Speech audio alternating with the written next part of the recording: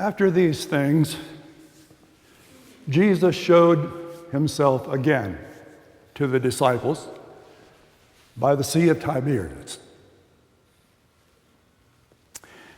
And gathered together there were Simon Peter, Thomas, called the twin,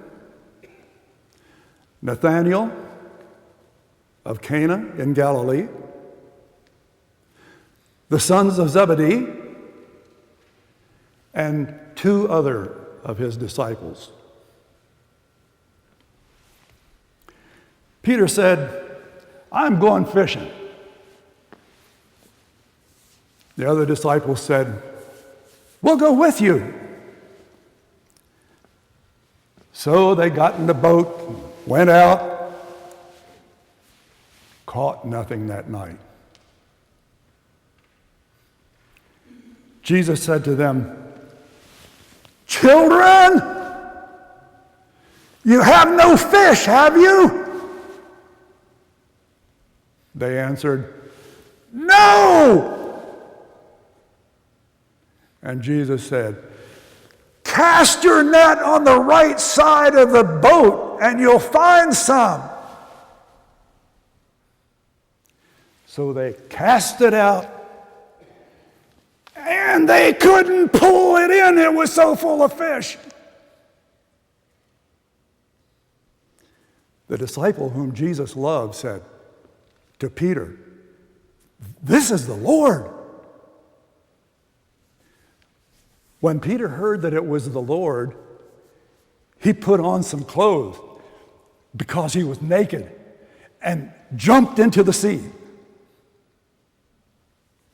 The other disciples came in the boat, hauling the net full of fish, for they were not far from the land, about 100 yards off. And when they had come ashore, they saw a charcoal fire burning. And there were some fish and bread on it. And Jesus said to them, "Bring me some of the fish that you caught." Now the disciples did not dare ask, "Who are you?" because they knew it was the Lord.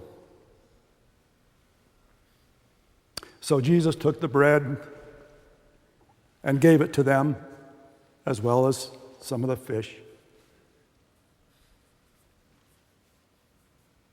This was the third time that Jesus appeared to his disciples after he was raised from the dead. After they had finished breakfast, Jesus said to Simon Peter,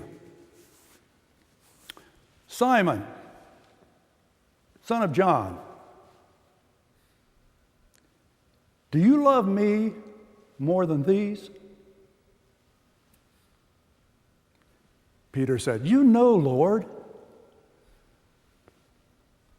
I love you as a friend." Jesus said to him the second time, "Simon, son of John, do you love me with the love that I have for my Father?"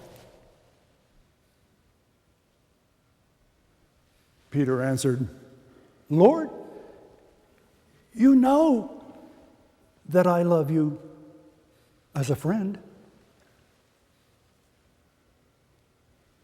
The third time, Jesus asked Peter, "Simon, son of John, do you love me as a friend?" Peter felt hurt because Jesus asked him the third time, "Do you love me as a friend?" And Jesus said, "Feed my sheep. Very truly I tell you, when you were younger, you fastened your own belt and went wherever you wished to go.